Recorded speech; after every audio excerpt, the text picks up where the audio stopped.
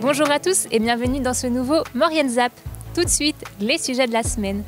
Retour en images sur Xtria, le cross triathlon le plus haut du monde à Valloire.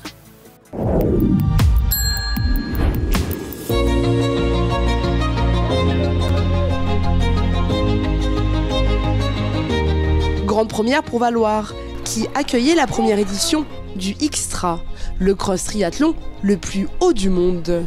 187 participants ont pris le départ de ce challenge dans un décor à couper le souffle. Des épreuves qui se sont déroulées entre 2100 et 2500 mètres d'altitude, de quoi profiter des températures idéales. Une organisation exceptionnelle pour réaliser des parcours optimales dans des zones montagneuses et escarpées.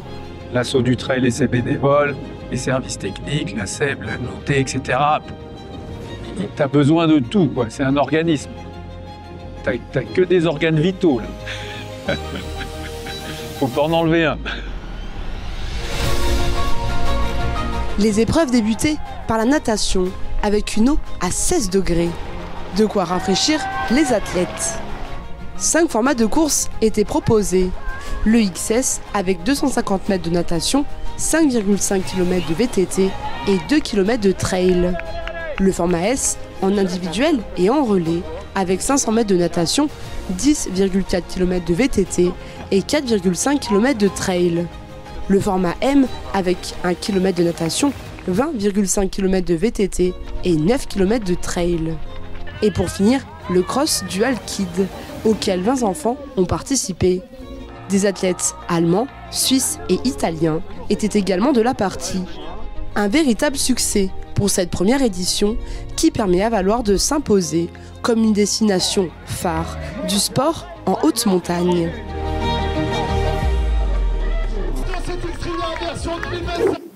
Retour sur les travaux de rénovation de la chapelle Bonne Nouvelle à Saint-Jean-de-Maurienne.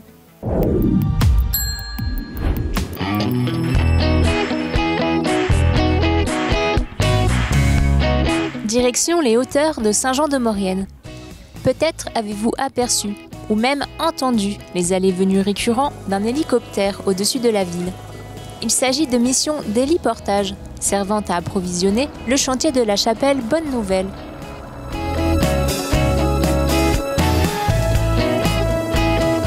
Ces travaux, difficiles d'accès, ont pour but d'améliorer la gestion des eaux de surface au pied de son mur et de limiter les remontées capillaires provenant du sol. On a une pente qui arrive contre les élévations en pierre, et ce qui fait que ça amène des eaux et de l'humidité qui migrent à travers les murs. Le système de drainage et les eaux de toiture étaient rassemblées dans la même sortie. Le drain étant bouché, ça provoquait beaucoup de dégâts au niveau des soubassements de la chapelle. Donc nous avons réalisé des tranchées afin d'enlever tout l'existant.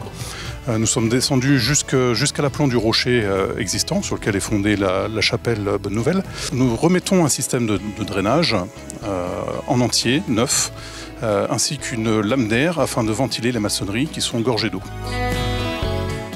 Elle a été édifiée, cette chapelle, en 1628. Elle a remplacé une ancienne chapelle qui avait brûlé. C'était quand même une chapelle qui est magnifique. C'est un repère dans le paysage urbain. Donc nous, notre devoir, c'est quand même de la garder le plus longtemps possible.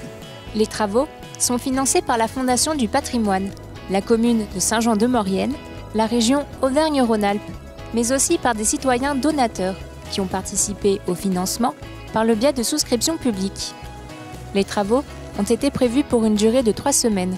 Depuis mi-juillet, il est à nouveau possible pour les passants de se poser aux abords de la chapelle pour contempler la ville vue d'en haut. La lyre grégorienne de Jarrier célèbre cette année ses 150 ans. Pour l'occasion, plusieurs groupes de formation Banda ont répondu présents à l'invitation de la vieille dame.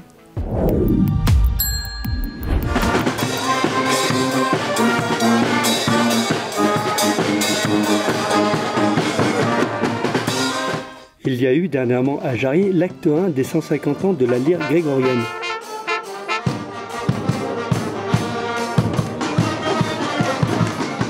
Alors, les 150 ans de la lyre grégorienne, eh bien oui, aujourd'hui c'est l'acte 2. On avait fait la première journée le 8 juin avec toutes les harmonies de la vallée. Mais Jérôme, comment cette idée lumineuse est-elle née? Eh ben, l'idée est venue tout simplement que notre lyre a été fondée en 1875. On s'est dit, les 150 ans approchent, il va vraiment falloir marquer le coup, faire une belle fête. Et voilà, on se réunit depuis 2 ans, on a monté une commission pour l'organisation et les idées sont venues au fur et à mesure, les connaissances de groupe de chacun et voilà.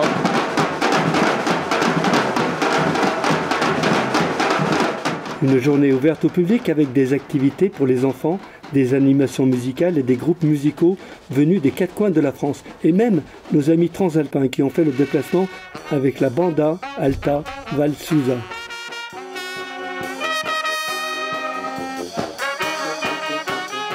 Pour moi, ça a été une occasion rêvée de retourner rencontrer ces gens-là, pour lesquels j'ai une grande estime.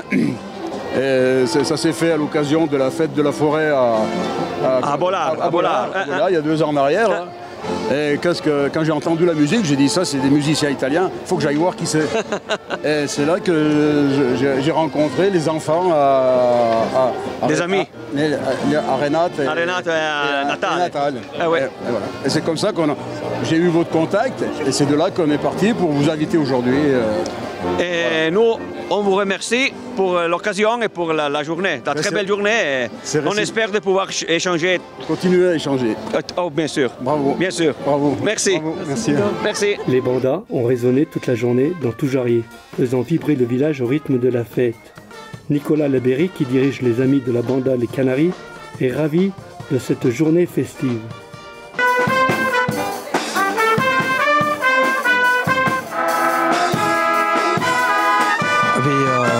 À quand la prochaine date ici, parce que nous on est, je pense, la 3e fois qu'on vient et 3e fois depuis 2022, donc on a un bon rythme quand même et on discute avec Jérôme d'essayer de trouver le prochain projet, parce qu'à chaque fois on essaie d'avoir le prochain bout de projet pour essayer de se caler et voilà, donc en tout cas un très bon anniversaire à la lyre grégorienne et on va essayer de faire de notre mieux ce soir pour l'animation et en tout cas on a passé une très belle journée ici à Jarrier.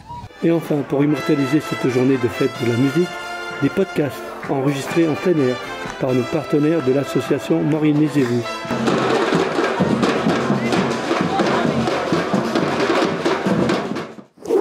Voilà, le Maurienne Zap c'est déjà terminé. Merci d'être aussi nombreux à nous suivre. Retrouvez-nous sur les réseaux sociaux et sur les box.